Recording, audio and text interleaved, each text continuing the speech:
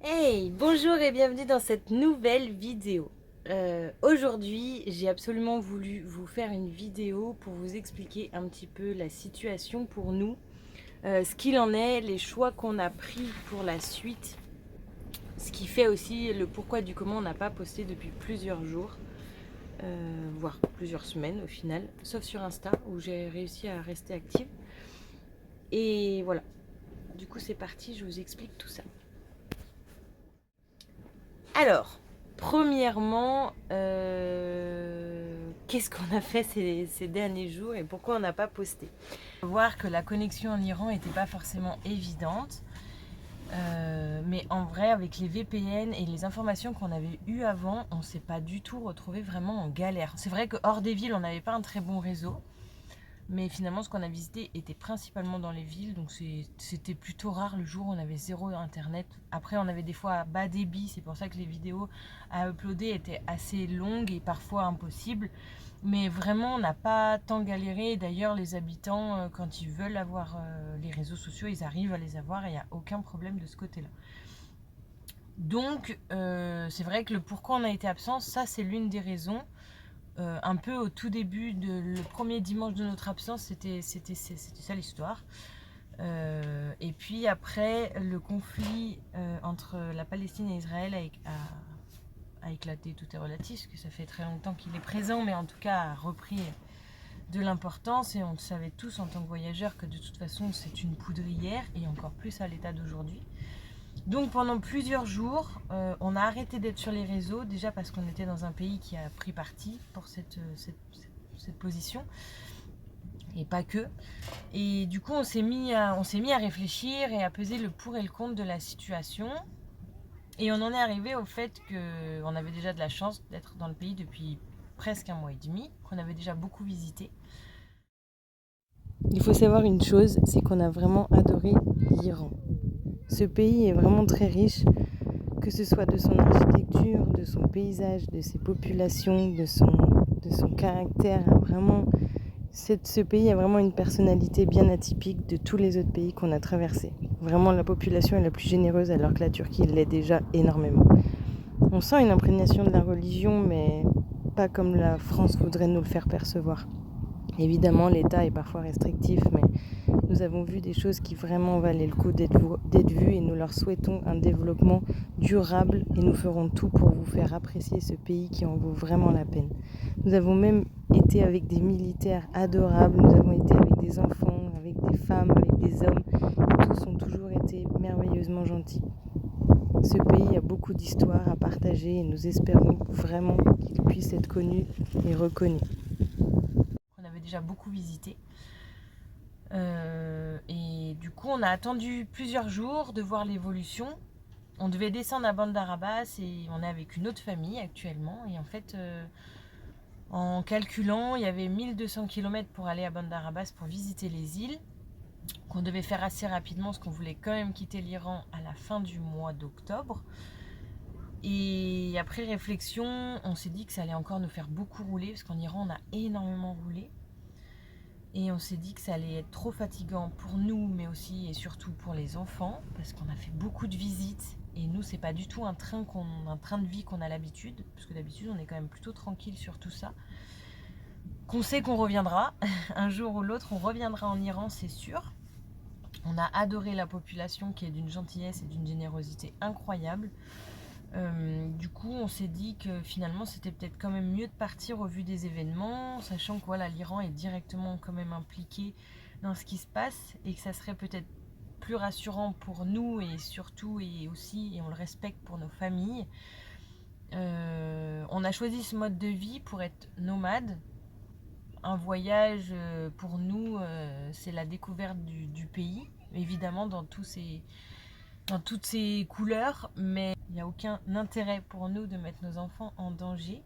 Même si ce danger est minime, il y a une très grosse différence entre ce qui s'est passé l'année dernière en Iran et ce qui est susceptible de se passer en cas de conflit plus important. C'est très très différent.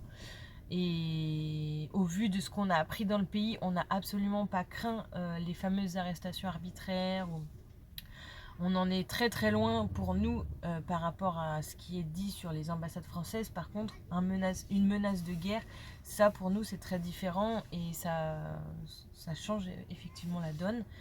Donc on avait deux possibilités, soit faire demi-tour en Turquie et se dire que la péninsule on la fera une autre fois, soit descendre au Koweït. On a choisi de descendre au Koweït pour plusieurs raisons. La première, c'est qu'on est avec du monde, que nos amis prenaient la même direction, mais qu'on a beaucoup d'autres amis qui viennent aussi en péninsule, et que pour nous, dans ces moments-là, il ne faut pas être seul. Que rentrer en Turquie, ça nous faisait passer par des frontières qui sont déjà de base, sans complications, un peu compliquées. Et ça nous faisait faire presque 2000 km seuls, parce qu'à ce moment-là, quand on a pris la décision, on était à Shiraz. Que la quête du carburant, ça peut être parfois très long. On peut mettre à peu près une journée à remplir le camion, hein, même si on ne le paye pas cher. Il faut trouver les personnes qui acceptent de prêter. C'est une carte parce ils ont le carburant pas cher, mais limité en quantité. Mais c'est vrai que des fois, les pompistes ils disent allez à la prochaine. Donc on savait que c'était un peu risqué. Et aussi la qualité de la route qui déjà représente beaucoup de routes. C'était entre 1006 et 2000 km. Mais des fois elle est dans un état qui est pas très bon, où il y a beaucoup de montées, beaucoup de descentes, et du coup ce qui fait qu'on a une allure qui est plutôt lente. Par exemple, pour aller en Irak, on avait 350 km, non, je te dis une bêtise, on avait 450 km la journée qu'on a voulu faire. On a mis 8 heures pour les faire, en sachant qu'on s'est pas arrêté, on n'a pas fait de pause. Donc voilà, c'est la décision qu'on a prise, et c'est pour ça qu'on est descendu au Koweït. Donc on est parti début de semaine dernière. Là, on est lundi. On a roulé. L'objectif, c'était de passer la frontière Iran-Irak jeudi. On a passé la frontière. Ça s'est bien passé. On a passé le vendredi avec une famille adorable qui nous ont proposé la douche, qui nous ont donné des vêtements, qui nous ont donné à manger, qui nous ont fait un tour de bateau. Ça a été incroyable et on espère vraiment pouvoir revenir en Irak comme c'était prévu au retour. Et donc après, on est rentré au Koweït, et du coup samedi. Donc voilà, ça c'est la situation dans laquelle on est actuellement, pour vous du coup remettre dans le bain. Donc nous sommes au Koweït, tout se passe très bien, il n'y a aucun problème. Je vous remercie pour ceux qui nous ont envoyé des messages en privé, vraiment c'est très gentil et on n'a aucun souci. Actuellement, on a réfléchi s'il y avait une accélération de la montée, on va dire, des tensions entre les pays du Moyen-Orient. De un, on a des contacts.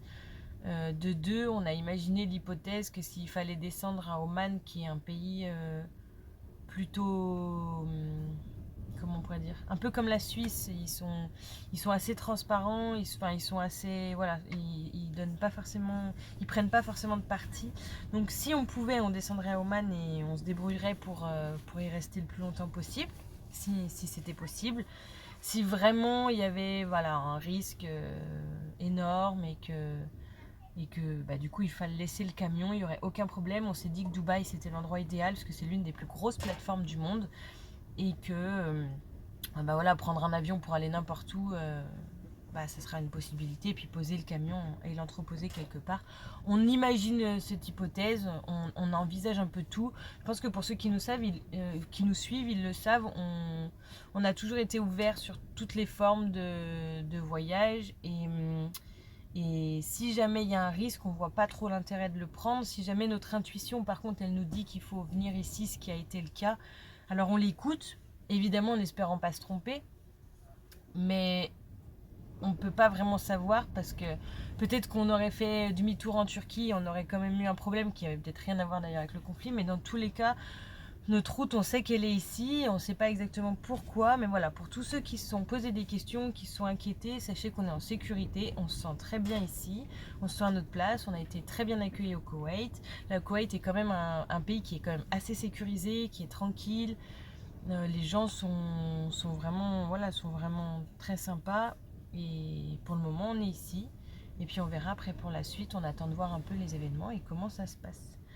Voilà, si vous avez des questions, n'hésitez pas à les marquer en commentaire parce qu'on prend toujours le temps d'y répondre. Si vous voulez suivre un peu plus en direct, j'essaye quand même de partager sur Instagram. Du coup, n'hésitez pas à nous rejoindre sur Instagram. parce qu'on ne peut pas être autant en direct sur YouTube. Et puis voilà, les prochaines vidéos devraient arriver et ça devrait quand même être très sympa et on espère du coup que vous puissiez continuer de visionner nos vidéos et de prendre autant de plaisir à les regarder. Merci pour tout, merci pour vos messages et votre soutien, c'est super sympa et prenez soin de vous et je vous dis à tout vite. Ciao ciao.